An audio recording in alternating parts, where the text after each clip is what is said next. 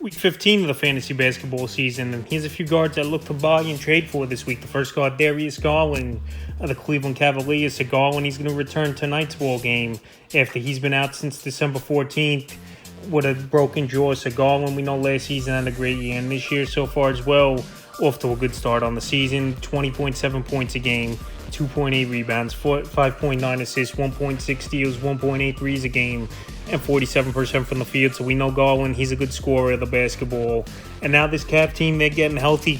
Evan Mobley just returned from injury. And now to get Garland back here tonight, it's a big plus as well to this lineup. So in terms of fantasy basketball, he's going to give you assists, he's going to give you 3 points, scoring, and a decent field goal percentage. So right now, before he goes out there and puts a couple good games in a row, this would be a time to go out there and buy Darius Garland for fantasy owners, because obviously if he has a few good games, 25 plus points, or just great games, well-rounded in the stat lines here, he's going to be tough to trade for, and you would have to give up full value. But right now, we got to wait and see what he does. This would be a perfect time to buy him this week. Next guard's Fred VanVleet of the Houston Rockets. Fred VanVleet, it's been an up and down first season for him with Houston, and his scoring of the basketball really has gone down this season, but his assists have gone up for VanVleet on the season. 16.8 points a game, 3.8 rebounds, 8.5 assists, 1.1 steals, 2.9 threes, and 40% from the field. But the last couple weeks, only 15 points a game, 4.2 rebounds,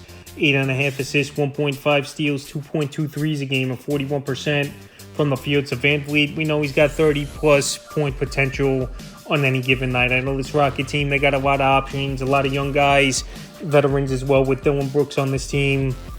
We got Jalen Green, Jabari Smith, just to name a few on this roster here, where they're going to get the basketball and get opportunities, and even Whitmore's emerged over the last few weeks as well. But anyway, while VanVleet, he's struggling over the last few games, except passing the basketball, I think he's a good buy low guard this week, January 26th at the Hornets. 14 points, 3 boards, 3 assists, a steal, 6 blocks, though, surprisingly, in that one. 3 threes, 55% from the field. January 27th at Brooklyn, 13 points, 4 boards, 8 assists, a steal, a 3, 33% from the field. And January 29th versus the Lakers, 3 points, 4 rebounds, 14 assists, 2 steals, and 0% from the field. So his field goal percentage is definitely hurt fantasy holdings this season, no doubt about it, and his scoring numbers have gone down. But if he could just bump those up just a little bit, because he's having a career season and passing the basketball with assists, I think VanVleet, he could get back on track and be a huge fantasy factor down the stretch. So right now, while his numbers, like I said, have gone down a little bit than normal, he's a perfect buy low guard this week. And the third and final guard I look to buy and trade for is Jordan Poole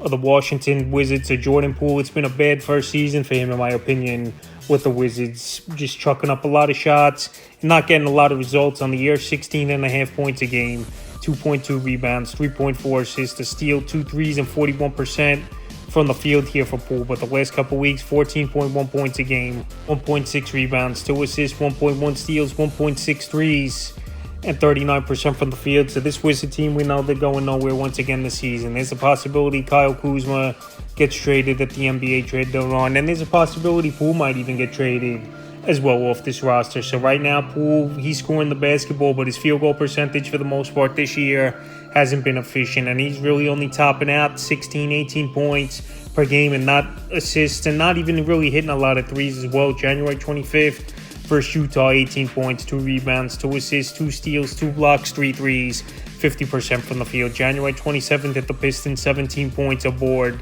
2 assists, a steal, 3 threes, 50% from the field. And January 29th at the Spurs, 13 points, a rebound, 3 assists, 2 steals, a block, a 3, 46% from the field. So like I said, for the most part, pedestrian numbers, it's been here for Jordan Poole. But I still think we could see a breakout from him a little bit over the last couple months here till the season ends, where we've seen it throughout his career, where he could get hot anytime and drop 35, 40 points in a ball game easily as Jordan Poole. But for whatever reason this season, it's been a struggle, and you figure to change the scenery with the problems in the locker room with him and Draymond Green at Golden State would have helped him out. Obviously he hasn't, but right now I think you could buy him low and hope he breaks out. So that's a few guards I look to buy and trade for week 15 of the fantasy basketball season.